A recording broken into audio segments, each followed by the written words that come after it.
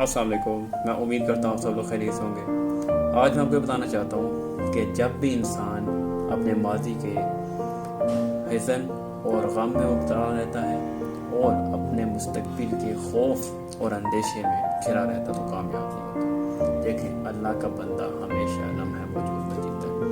वो कभी भी अपने अंदर खौफ और इस तरह का गम नहीं रखता। अल्लाह कुरान में फरमाता, जो मेरा बंदा है, मेरा बंदे पे ना तो कोई खौफ है और ना ही इसके ऊपर कोई गम है। तो जब भी आप तरक्की करना चाहते हैं, आपको मुतमईन होना पड़ेगा। मुतमईन कौन होता है? जो लम्हा मौजूद में जीता है।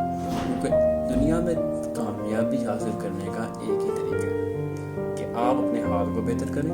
जब आपका हाल बेहतर हो जाएगा तो माजी और मुस्तकबिल सब कुछ बेहतरीन हो जाएगा।